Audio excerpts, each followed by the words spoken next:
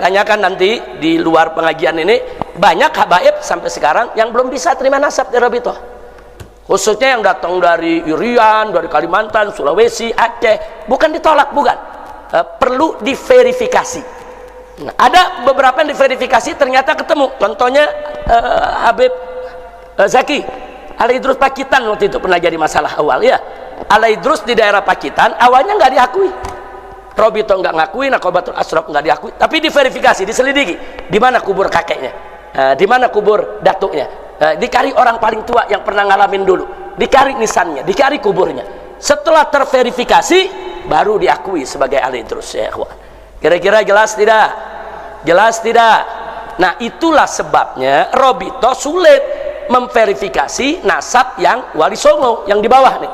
Kenapa? Karena memang tradisi keturunan Wali Songo, mereka nggak mau nasab ini disebar-sebar. Nasab ini nggak boleh banyak diketahui orang, takut-takut kalau nanti ada yang mencuri nasab, cukup diketahui oleh mereka-mereka secara turun-temurun, saudara, dengan pengakuan daripada kesultanannya.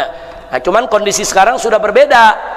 Yang bukan tuh bagus ngaku tuh bagus, akhirnya mereka masuk curi nasab, dan gawatnya lagi apa? Mereka rubah silsilahnya Wali Songo. Ini yang paling gawat, saudara. Wali Songo sebagai keturunan dari keluarga Asmat Khan Ba'alawi, saudara, itu para mu'arrikh setuju, sepakat, tidak ada masalah. Hanya ada sedikit perbedaan di antara ahli nasab, no problem, saudara. Tapi begitu Wali Songo diubah, oh Wali Songo bukan Ba'alwi, diubah dia jadi Kazimi atau jadi Bukhari atau jadi Musawi, berantakan itu nasabnya, ikhwan.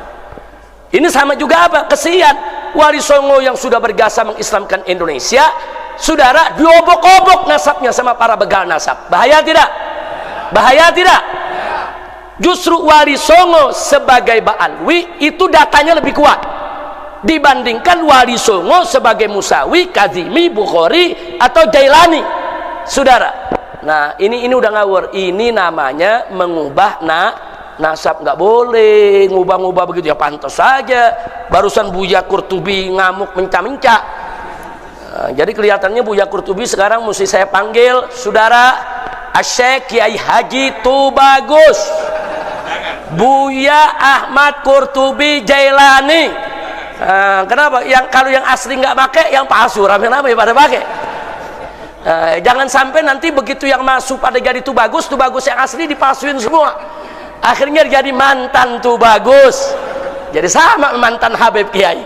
Nah, ini kenapa? Kenapa beliau tadi marah? Ya karena udah kelewatan. Mereka ngobok-ngobok nasab kesultanan. Jangan diobok-obok. Saudara, itu nasab Wali Songo udah bagus. Bahkan di Samsul Zahira ditahqiq daripada Sayyid Dia Syahab udah diakuin, udah bagus, udah cakep tuh, udah nggak ada keributan tuh, saudara. Makanya dari tahun 2000-an dulu saya punya buku Dialog Amar Ma'ruf Nahi Munkar, saya muat nasabnya, silakan anda buka. Kalau saya muat itu nasabnya berarti saya ngakuin nggak tuh? Ngakuin, saudara. Saya tulis, saya akuin, iya, ini kita jaga. Kalau ada yang nggak mau ngakui, nggak apa-apa, nggak usah bikin ribut ya, ikhwan. Nah, apalagi nasab Wali Songo diobok, kira-kira jelas tidak? Jelas tidak? Nah, tahu gak kenapa sebabnya diobok-obok? Ayo, saya mau tanya, tahu gak kenapa sebabnya? Nah, mau tahu? Bulan depan ya. Ya, kan orang nanya, kenapa sih diobok-obok? Ada apa sih di sana? Mau tahu gak? Mau tahu? Bulan depan. Jangan sekarang diborong, udah jam 1 gitu, belum sholat zuhur ya. Cukup sekian. Bulan depan ada pertanyaan, kenapa sih nasab Wali Songo kok jadi diobok-obok? Udah bener-bener dibawi, maka diseret-seret ke yang lain. Nah, ini perlu dijawab tidak? Mau tahu? Betul? Insya Allah bulan depan.